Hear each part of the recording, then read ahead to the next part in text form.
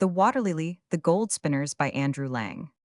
Once upon a time in a large forest, there lived an old woman and three maidens. They were all three beautiful, but the youngest was the fairest.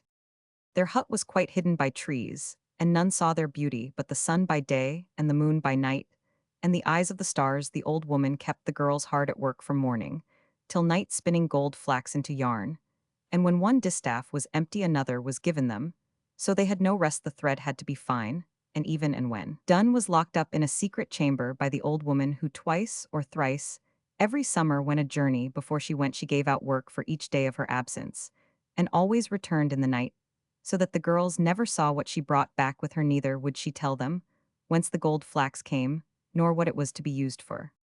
Now when the time came round for the old woman to set out on one of these journeys, she gave each maiden work for 6 days, with the usual warning: children, don't let your eyes wander, and on no account speak to a man, for if you do your thread will lose its brightness, and misfortunes of all kinds will follow. They laughed at this oft-repeated caution, saying to each other, how can our gold thread lose its brightness, and have we any chance of speaking to a man? On the third day after the old woman's departure, a young prince hunting in the forest got separated from his companions and completely lost. Weary of seeking his way, he flung himself down under a tree, leaving his horse to browse at will, and fell asleep. The sun had set when he awoke and began once more to try and find his way out of the forest. At last, he perceived a narrow footpath which he eagerly followed, and found that it led him to a small hut. The maidens, who were sitting at the door of their hut for coolness, saw him approaching, and the two elder were much alarmed, for they remembered the old woman's warning. But the youngest said, never before have I seen anyone like him. Let me have one look. They entreated her to come in, but seeing that she would not, left her, and the prince, coming up, courteously greeted the maiden, and told her he had lost his way in the forest, and was both hungry and weary. She set food before him, and was so delighted with his conversation that she forgot the old woman's caution, and lingered for hours. In the meantime, the prince's companions sought him far and wide, but to no purpose, so they sent two messengers to tell the sad news to the king, who immediately ordered a regiment of cavalry and one of infantry to go and look for him. After 3 days' search, they found the hut. The prince was still sitting by the door, and had been so happy in the maiden's company that the time had seemed like a single hour. Before leaving, he promised to return and fetch her to his father's court, where he would make her his bride. When he had gone, she sat down to her wheel to make up for lost time, but was dismayed to find that her thread had lost all its brightness. Her heart beat fast, and she wept bitterly, for she remembered the old woman's warning, and knew not what misfortune might now befall her. The old woman returned in the night, and knew by the tarnished thread what had happened in her absence. She was furiously angry, and told the maiden that she had brought down misery both on herself and on the prince. The maiden could not rest for thinking of this. At last, she could bear it no longer, and resolved to seek help from the prince.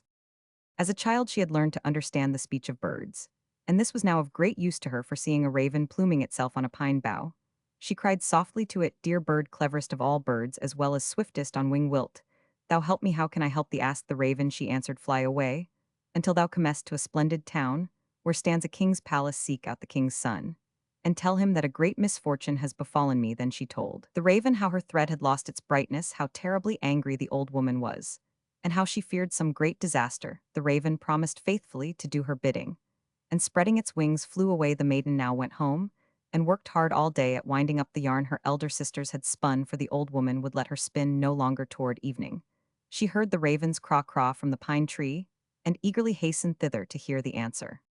By great good fortune, the raven had found a wind wizard's son in the palace garden, who understood the speech of birds, and to him he had entrusted the message. When the prince heard it, he was very sorrowful, and took counsel with his friends how to free the maiden. Then he said to the wind wizard's son, beg the raven to fly quickly back to the maiden, and tell her to be ready on the 9th night, for then will I come and fetch her away. The wind wizard's son did this, and the raven flew so swiftly that it reached the hut that same evening. The maiden thanked the bird heartily, and went home, telling no one what she had heard. As the 9th night drew near, she became very unhappy, for she feared lest some terrible mischance should arise and ruin all on this night.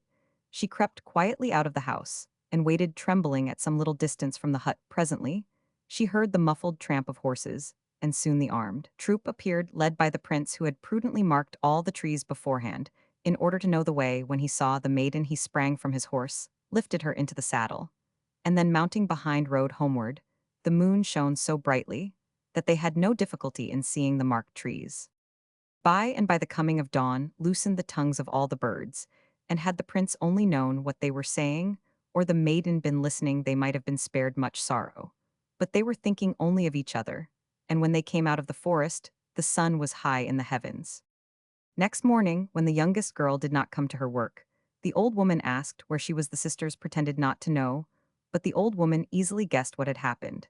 And as she was in reality a wicked witch determined to punish the fugitives accordingly, she collected 9 different kinds of enchanters' nightshade, added some salt, which she first bewitched, and doing all up in a cloth into the shape of a fluffy ball, sent it after them on the wings of the wind, saying, "Whirlwind mother of the wind, lend thy aid gainst her who sinned. Carry with thee this magic ball. Cast her from his arms, forever bury her in the rippling river." At midday the prince and his men came to a deep river, spanned by so narrow a bridge that only one rider could cross at a time. The horse, on which the prince and the maiden were riding, had just reached the middle, when the magic ball flew by. The horse in its fright suddenly reared, and before anyone could stop, it flung the maiden into the swift current below. The prince tried to jump in after her, but his men held him back, and in spite of his struggles led him home, where for 6 weeks he shut himself up in a secret chamber, and would neither eat nor drink, so great was his grief. At last he became so ill his life was despaired of, and in great alarm the king caused all the wizards of his country to be summoned, but none could cure him. At last the wind wizard's son said to the king, "Send for the old wizard from Finland. He knows more than all the wizards of your kingdom put together." A messenger was at once sent to Finland, and a week later the old wizard himself arrived on the wings of the wind. "Honored king," said the wizard, "the wind has blown this illness upon your son, and a magic ball has snatched away his beloved. This it is which makes him grieve so. Constantly let the wind blow upon him, that it may blow away his sorrow." Then the king made his son go out into the wind, and he gradually recovered, and told his father all. "Forget the maiden," said the king, "and take another bride." But the prince said he could never love another. A year afterward he came suddenly upon the bridge where his beloved met her death.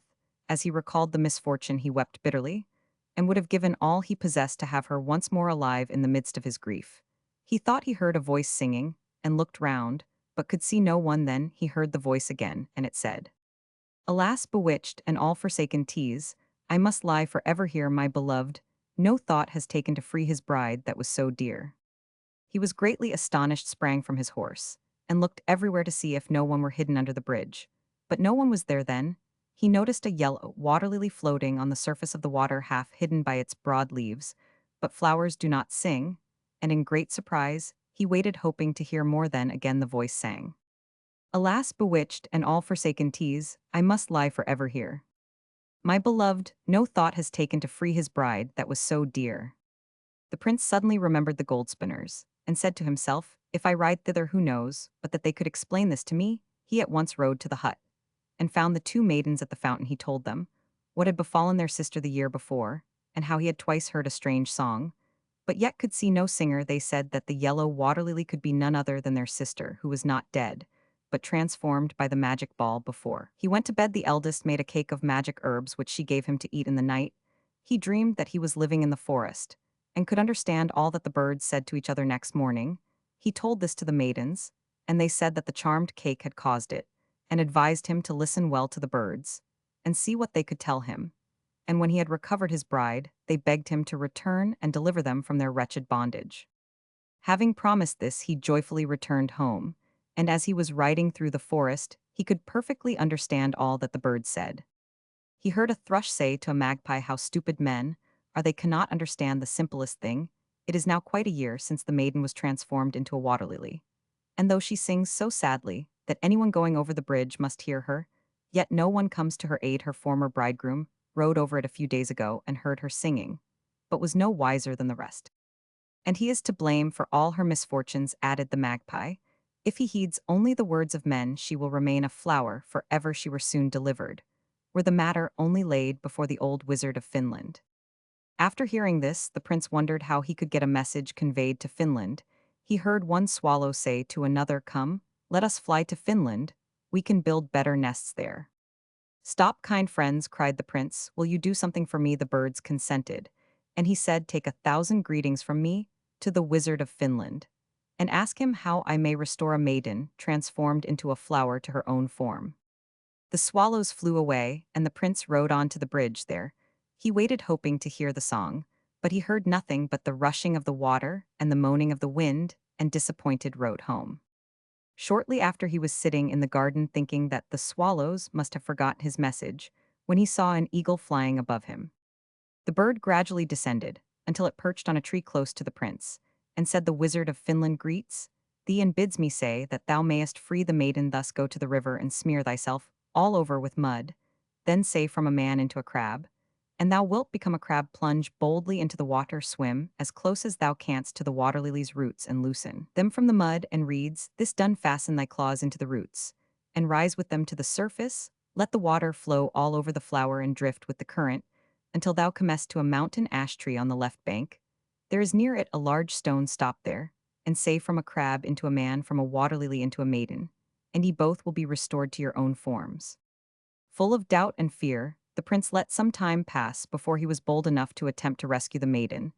Then a crow said to him, "Why dost thou hesitate? The old wizard has not told thee wrong, neither have the birds deceived thee. Hasten, and dry the maiden's tears." "Nothing worse than death can befall me," thought the prince, "and death is better than endless sorrow." So he mounted his horse, and went to the bridge again. He heard the water lilies lament, and hesitating no longer smeared himself all over with mud, and saying from a man into a crab, plunged into the river. For one moment the water hissed in his ears, and then all was silent. He swam up to the plant, and began to loosen its roots. But so firmly were they fixed in the mud and reeds that this took him a long time. He then grasped them and rose to the surface, letting the water flow over the flower. The current carried them down the stream, but nowhere could he see the mountain ash at last. He saw it, and close by the large stone here, he stopped and said, "From a crab into a man, from a water lily into a maiden," and to his delight found himself once more a prince, and the maiden was by his side. She was 10 times more beautiful than before, and wore a magnificent pale yellow robe sparkling with jewels. She thanked him for having freed her from the cruel witch's power, and willingly consented to marry him. But when they came to the bridge where he had left his horse, it was nowhere to be seen, for though the prince thought he had been a crab only a few hours, he had in reality been under the water for more than 10 days. While they were wondering how they should reach his father's court, they saw a splendid coach, driven by 6 gaily caparisoned horses, coming along the bank. In this they drove to the palace. The king and queen were at church, weeping for their son, whom they had long mourned for dead. Great was their delight and astonishment when the prince entered, leading the beautiful maiden by the hand. The wedding was at once celebrated, and there was feasting and merrymaking throughout the kingdom for 6 weeks. Some time afterward the prince and his bride were sitting in the garden, when a crow said to them, "Ungrateful creatures, have you forgotten the 2 poor maidens who helped you in your distress? Must they spin gold flax, forever? Have no pity on the old witch. The 3 maidens are princesses, whom she stole away when they were children together, with all the silver utensils, which she turned into gold flax poison, were her fittest punishment." The prince was ashamed of having forgot his promise, and set out at once, and by great good fortune reached the hut when the old woman was away. The maidens had dreamed that he was coming, and were ready to go with him.